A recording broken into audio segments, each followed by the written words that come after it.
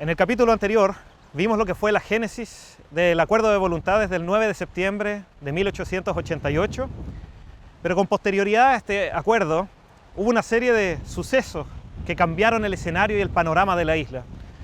Durante los 4 años iniciales después del acuerdo, hubo una relación pareja entre la autoridad Rapa Nui, representada por el Ariqui Atamu Tequena, y la autoridad chilena, representada por el agente de colonización Pedro Pablo Toro. Sin embargo, después de la partida de los chilenos por el fracaso del proyecto de colonización de los hermanos Toro, fallece el Ariqui Atamu Tequena y el pueblo Rapa Nui se ve obligado a elegir a un nuevo rey.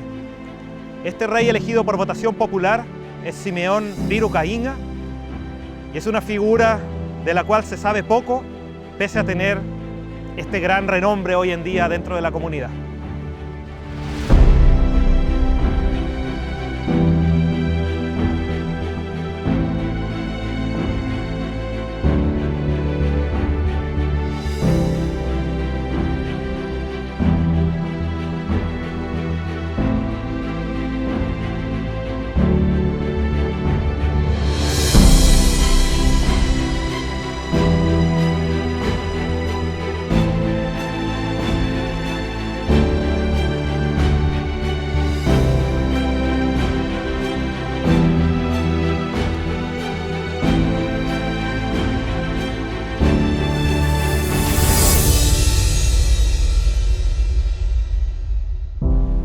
Simeón Riru Cainga, o Timeone, era hijo de Ngure y Nene Poike.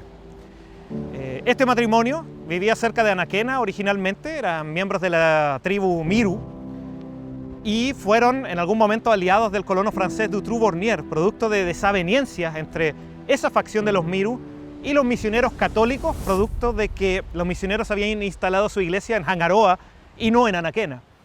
Entonces, dentro de estas rencillas, Ngure y su familia intentaron refundar el asentamiento de Anaquena como la capital de los Miru y recuperar las tradiciones antiguas. De hecho, pretendían reinstaurar la espiritualidad y la religión antigua de Rapa Nui en este asentamiento. Ngure, además, era primo de Angata, ya que el padre de Ngure, llamado Parico, era hermano de Harekohou, que era el padre de Angata. Entonces había un parentesco muy cercano entre estas dos figuras revolucionarias. De Riru Cainga, Simeón Riru Cainga, y de su hermana, no tenemos lamentablemente fotografías donde puedan ser claramente identificados hoy en día. Sin embargo, hay fotografías de toda su descendencia. La descendencia de Timeone Riru es toda con su esposa Verónica Hiti Airangi Renga Mahute, con la cual tuvieron 4 hijos. El mayor se llamaba Simeón Riruroko Mahute, nacido en 1890, de quien no tuvo hijos biológicos, pero crió a muchos jóvenes de esa época. Posteriormente viene Jorge Riruroko Mahute, nacido en 1892, de quien desciende principalmente la familia Riruroko Teao. Y después viene María Virginia Riruroko Mahute, la única hija de esta familia, de quien desciende la familia Teao Riruroko. Y finalmente el menor de todos se llamaba Juan Riruroko Mahute, de quien desciende la familia Riruroko Tuki. Esta familia completa, como sabemos, es una de las familias más numerosas de la isla y uno de los bastiones de la comunidad en distintas épocas de la historia de Rapa Nui. Timeone Riru fue elegido como Ariqui por ahí por marzo de 1892, tras el fallecimiento del Ariqui Atamu Tequena.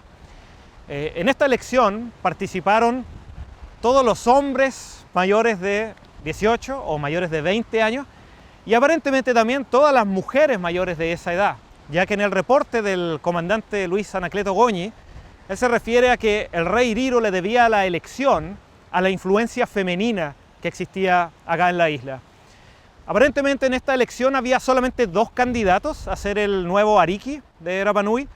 Uno era Timeone Riru, hijo de Ngure, de la tribu Miru, y el otro era Ika Atu Uhati, quien también era de la tribu Miru y aparentemente muy cercano al linaje de los últimos Ariqui Mau. Entonces, en un inicio, aparentemente la mayoría de los hombres se inclinaba por votar por el que estaba más tradicionalmente cerca del linaje de los Ariqui Mau ya fallecidos, Sin embargo, en una idea rupturista, la mayoría de las mujeres prefirieron votar por Timeón Heriro.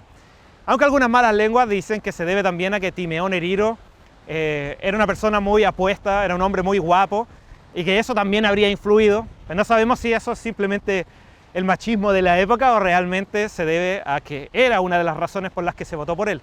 Así que Timeón Heriro gana esa elección finalmente, y su primer acto es un acto de unidad, es un acto de unión, donde a su rival, que no sacó la misma votación que él, fue nombrado como primer ministro de su gobierno. Entonces Timeón Heriro, el nuevo Ariqui de la isla, y que en algunos documentos aparece nombrado como el king, aparentemente ese vocablo que viene del inglés king había sido adoptado acá en la isla en esos tiempos.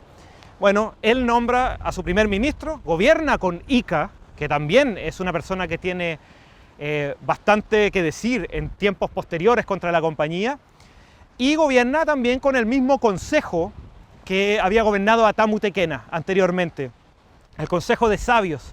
Además de eso, se había nombrado un grupo de policías o un grupo de guardianes o mutoi que se hacía cargo de velar por que las cosas funcionaran y de velar por una justicia dentro de la isla para todo lo que pudiera ocurrir en esa época. El reinado de Simeón Rirocainha tuvo dos etapas. Una primera etapa que parece ser bastante más tranquila, que es justo después del abandono de los colonos chilenos hacia el continente en 1892. Hay 4 años aproximadamente donde prácticamente no hay presencia colonial o muy escasa presencia colonial. Pero en 1896, producto de los arreglos entre la compañía de un tal Enrique Merlet en Valparaíso y el gobierno chileno, llega a instalarse un representante de esa compañía aquí a Rapa Nui que se llama Alberto Sánchez Manterola. Alberto Sánchez viene con su esposa, Justa Limbana Yaguno Celis, y viene también con un hijo muy pequeño. Además, su esposa después tendría otro hijo acá en la isla, formando una familia que tiene uno de los primeros no Rapa Nui nacidos aquí en la isla. Pero la llegada de Sánchez acá a la isla tuvo efectos que para los Rapa Nui no serían nada de agradables.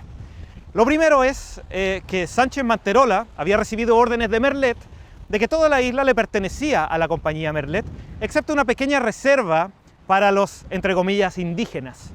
Entonces lo que hace Sánchez Manterola, después de ser recibido con un banquete, después de haber sido recibido con todos los agasajos de una autoridad nacional, no él como administrador de la compañía, sino que también porque venía con el nombramiento de subdelegado marítimo, lo reciben muy bien. Sin embargo, Sánchez inmediatamente se pone a construir una pirca de 2 metros de altura para separar Hangaroa de lo que él consideraba que era propiedad de la compañía.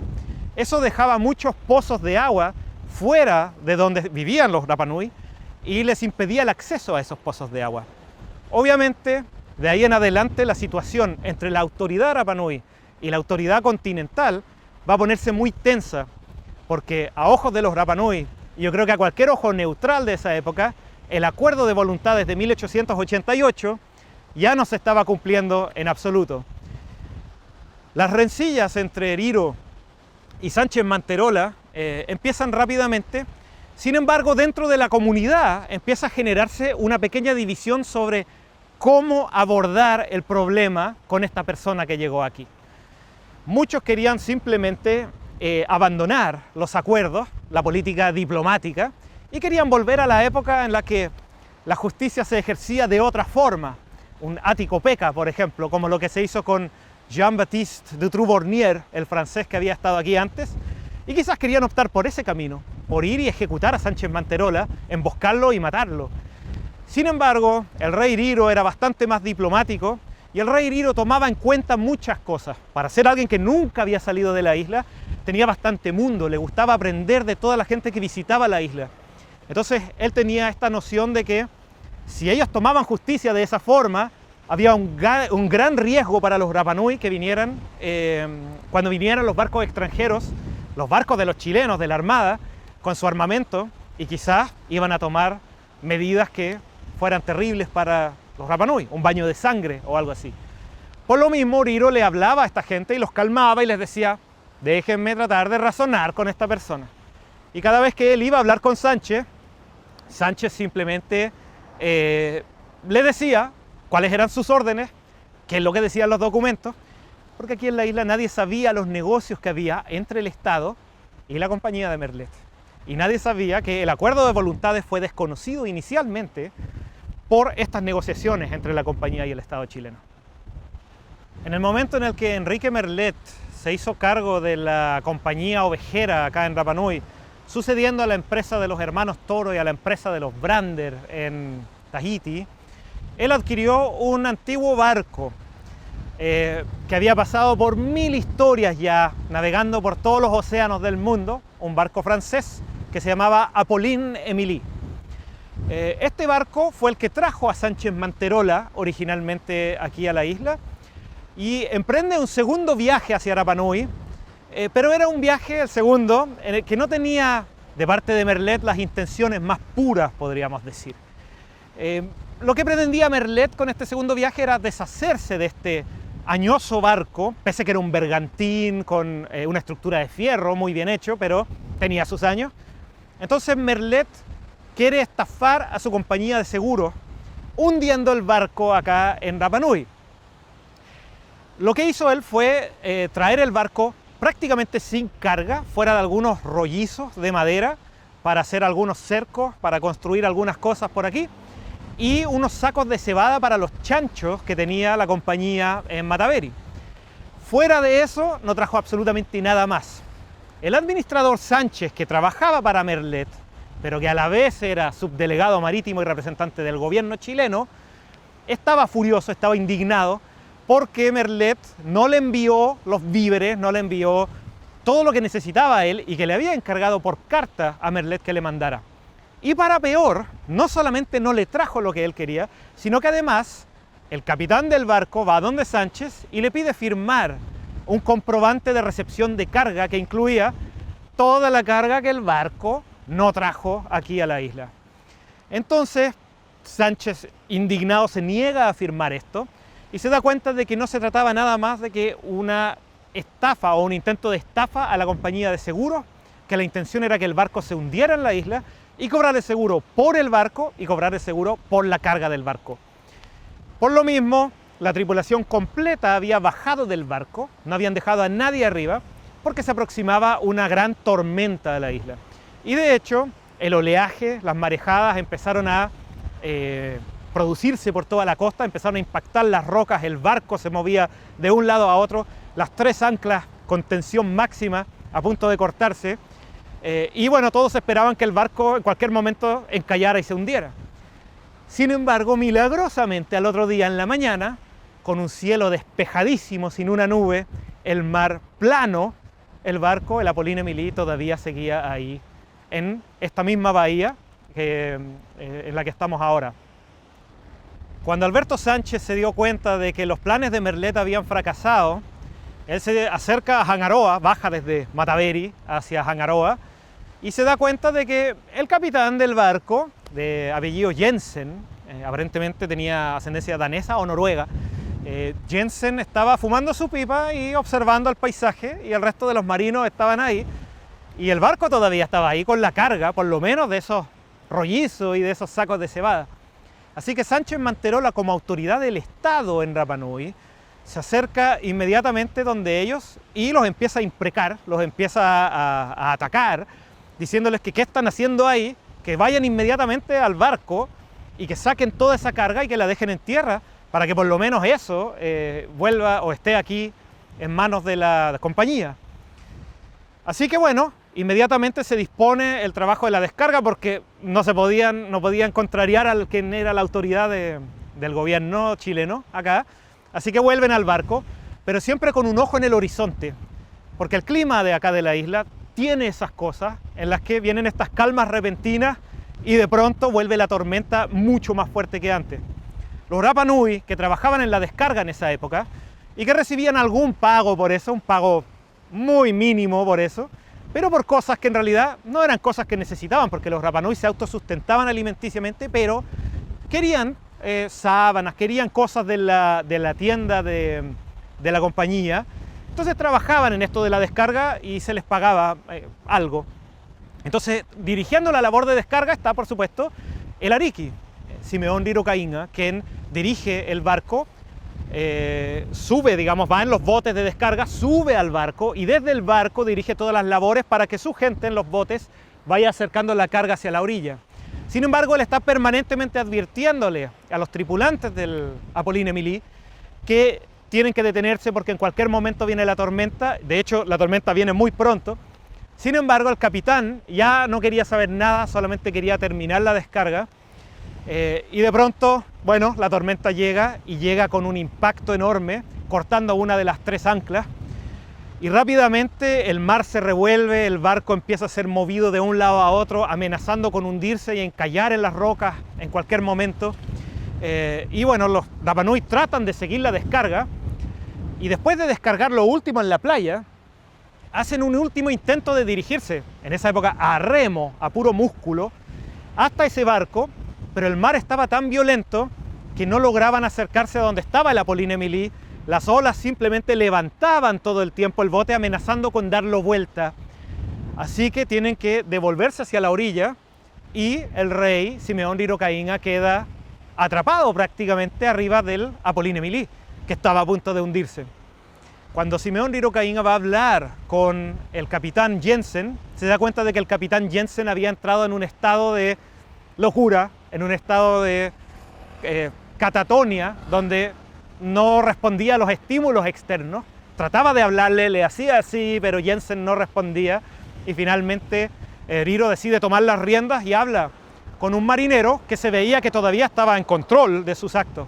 Este marinero era un hombre italiano llamado Rafael Cardinali Lazzarini, que después se quedaría a vivir aquí en Rapa Nui, tendría familia en Rapa Nui, su apellido continuaría acá en la isla, y cambiaría su nombre por Nicolás Cardinali. De hecho, los Rapa Nui lo llamaban Nicorá Ojiva, ¿ya? Entonces, bueno, Cardinali estaba ahí a bordo y escucha a Riro. Riro le dice: ¿sabes manejar una rueda de timón? Y Cardinali le dice: sí, ya lo he hecho antes. Y dice: necesito que vayas para allá. Entonces va Cardinali y se pone en la rueda del timón. Como ya estaba oscureciendo, y ya estaba bien oscuro, anocheciendo a esas alturas, Riro le muestra que por todo el sector de la playa de arena, que está desde donde estaba el restaurante Pea más o menos hasta el Aju Orongo prácticamente, había una playa de arena en toda esa zona. Y le muestra que ahí ya se había reunido todo el pueblo Rapa Nui, los súbditos del Ariqui, con sus fogatas encendidas para mostrarle a los isleños dónde estaba, o sea, para mostrarle a su rey dónde estaba la playa. Entonces la idea era que cuando se cortara la última ancla, Cardinali dirigiera la rueda del timón para que el barco fuera contra la arena y ¡pum!, chocara contra la arena, donde se iba a romper la proa, pero el barco iba a quedar ahí y iban a quedar vivos los tripulantes. Sin embargo, Cardinali, cuando intenta hacer una prueba, se da cuenta de que la rueda del timón no mueve el timón, ya no responde, simplemente lo gira y sigue girando, pero el timón no se mueve absolutamente nada. Ante esa situación desesperada, el Ariqui, Simeón Riro, tiene que encontrar otra solución a lo que estaba pasando y le dice a Cardinali: toma uno de esos rollizos de madera y esperemos que se corte la última ancla. Así que ambos toman rollizos de madera y cuando finalmente se corta la última ancla y la marejada tira el barco hacia las rocas, antes de que se estrelle, al menos ellos dos saltan por la borda, afirmados de este trozo de madera, y se pierden en la oscuridad del mar. Riro Caínga llega nadando finalmente a la playa Pea, llega hasta la playa Pea donde estaban esas fogatas, se da cuenta de que un poquito más atrás venía el italiano Cardinali, quien tenía pocos recuerdos de lo sucedido, solo se acordaba de que las masas de agua lo tiraban hacia el fondo, pero que la madera lo hacía reflotar nuevamente y estaba permanentemente así, hasta que de pronto ya en vez de hundirse, chocó contra la arena y cayó arriba de la arena. Riro lo va a atender y llega un tercer marinero de este barco, un chileno de Chiloé. Y finalmente un cuarto marino se escucha gritando en el agua, desesperado, y lo que hace el Ariqui, Simeón Riro, es salir nadando a rescatarlo, y lo trae hacia la playa y lo deja ahí en tierra, y finalmente son estos tres. Después aparece otro que apareció en otro sector de la playa, pero finalmente es el Ariqui, Riro Caínga y 4 marinos, son todos los que se salvaron del naufragio de la Pauline Émilie. Recién al otro día logran encontrarse los restos mortales de algunos de los otros tripulantes. Bueno, algunos restos aparecieron días después. Del capitán Jensen solo apareció la cabeza. No sabemos si los mangó, los tiburones se hicieron cargo del resto. Todo esto aparece en el sector que se llama Apina, desde Vallorque hasta el sector donde está actualmente hundido el buque Pauline Émilie, al lado de donde está la instalación de la Armada, la instalación de radio de la Armada actualmente. Algún tiempo después del hundimiento de la Pauline Émilie, el 18 de septiembre de 1896, el administrador Sánchez, que él podría decir, o él siempre decía que él solo seguía órdenes, pero era una persona que al menos le daba cierto pudor actuar como actuó muchas veces. El administrador Sánchez trató de devolver un poco la mano a la recepción que le habían hecho la familia real, la familia del rey Riro con su señora Verónica Majute. Entonces ofreció un banquete, ofreció un festín para el 18 de septiembre, donde sacó material de contrabando que incluía un poco de alcohol, por supuesto. Entonces, bueno, saca esto y ofrece, y por supuesto hay bailes, hay cantos, y hay bastante camaradería todavía. Aparentemente los Rapa Nui todavía tenían la esperanza de que la situación se arreglara un poco siguiendo las directrices del acuerdo y con la firmeza que pretendía tener o mostrar el rey Riro. Sin embargo, ocurre una tragedia esa noche. Hay una riña entre dos personas. Por una parte está el Rapa Nui que se llamaba Timona Teao o Simón Teao, ancestro de la familia Teao, quien es apuñalado y quien es asesinado esa noche con un cuchillo bien grande por un marino chileno que se llama Felipe Regeuf. Aparentemente este marino chileno estaba muy borracho y producto de algún altercado menor que no era para pasar a eso, simplemente desenfundó el cuchillo y se lo enterró a Teao. Sánchez Manterola intenta, obviamente, cuando todos se pararon a los que estaban ahí en la escena, Sánchez trata de prestarle atención a Teao, sin embargo, no logra reanimarlo y se da cuenta de que no hay vuelta de la herida que él tenía de cortopunzante.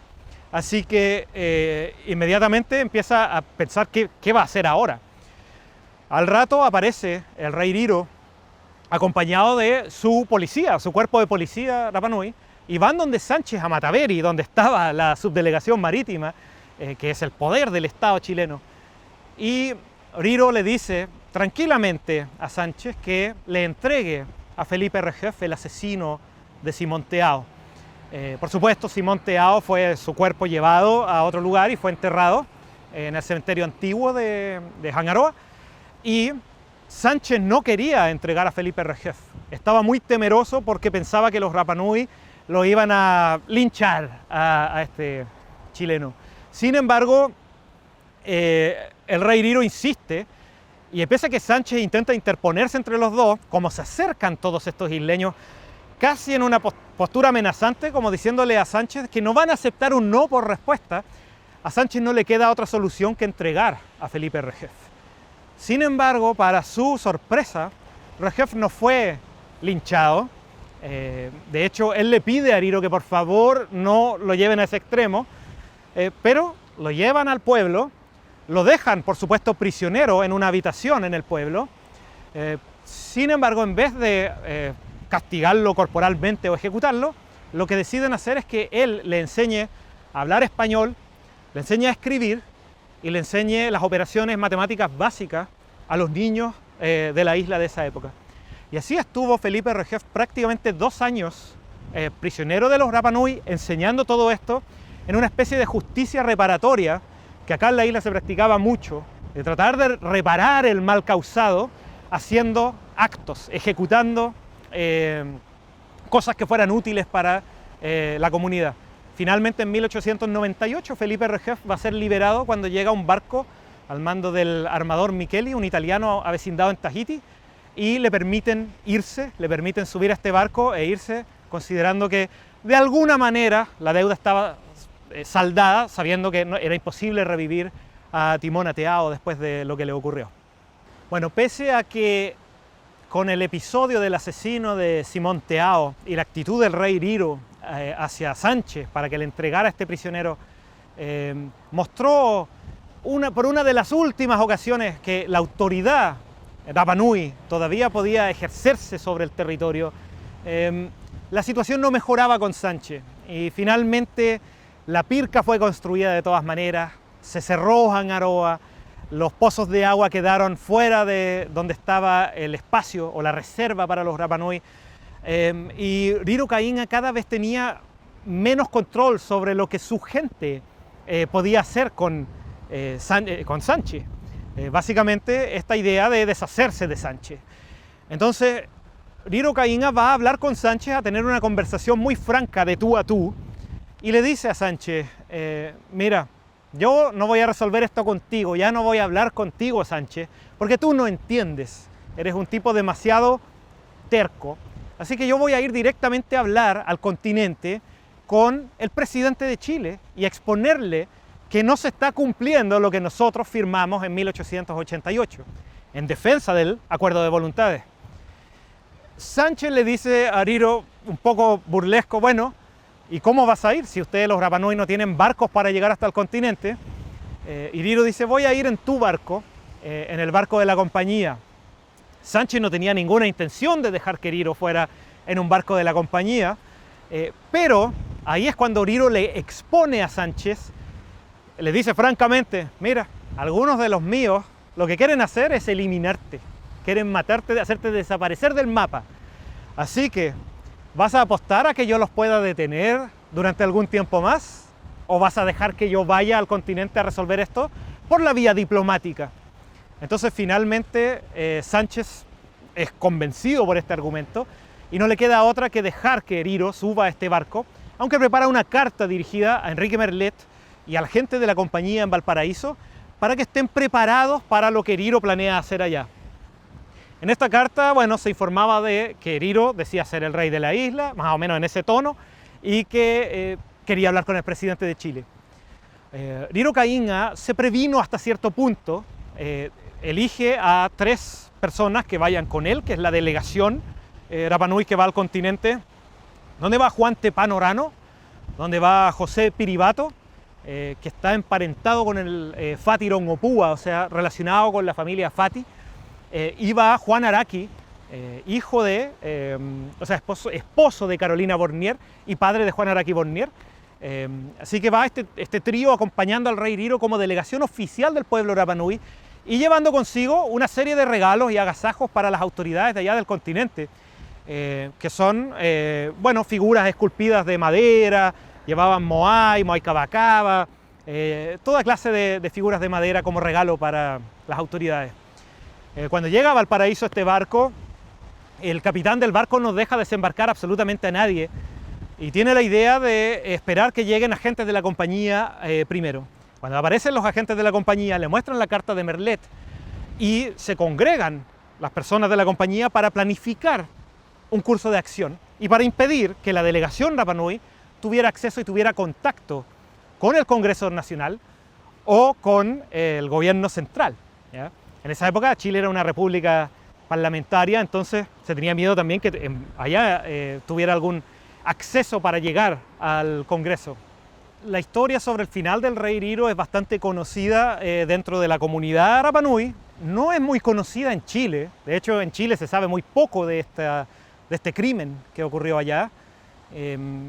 Una vez que logran bajar, los agentes de la compañía logran separar al grupo y logran que Riro como rey se separe y vaya con ellos a algunos lugares donde finalmente, después de hacerlo beber, lo terminan envenenando. Recién los otros se enteran bastante después de que el rey Riro había sido envenenado y llegan al hospital en Valparaíso y se encuentran con esta escena de que el rey Riro estaba muriendo. Todavía alcanzan a verlo vivo, alcanzan a comunicarse con él, que les da los últimos mensajes de lo que había pasado, para que ellos puedan contarle después al pueblo Rapa Nui de esta traición. Bueno, durante ese proceso el rey Riro fallece, por supuesto allá, es enterrado en una fosa común y los Rapanui que los acompañaban se encuentran en Valparaíso solos, sin el Ariqui, sin la capacidad para volver a Rapanui, porque no tenían ningún barco para volver y la compañía no aceptó que ellos volvieran en el barco de la compañía, y no les queda otra solución que entrar al regimiento Maipo en Playa Ancha a ser de soldados, donde se entrenan como soldados los tres, donde aprenden bastantes cosas, y especialmente José Piribato va a aplicar algunas de estas cosas en la rebelión posterior liderada por Tu Hereveri. Esta situación impidió algo que podría haber sido histórico, y da mucho para pensar si esta delegación diplomática Rapanui allá en el continente hubiera tenido éxito, hubiera cumplido su propósito, se hubieran podido acercar a hablar con el Congreso y hubieran podido exponer ante el poder legislativo chileno lo que estaba ocurriendo en Rapanui después del acuerdo de voluntades, hubieran podido exponer ante el gobierno chileno, el poder ejecutivo chileno, lo que estaba ocurriendo en Rapanui, sin respeto alguno por el acuerdo entre estos dos pueblos, quizás la historia hubiera sido muy diferente en las décadas que vinieron. Pero como ocurrió lo que ocurrió con esto de la compañía Merlet entrometiéndose en este encuentro entre dos naciones soberanas, podríamos decir, terminó ocurriendo la historia que todos conocemos en las décadas posteriores.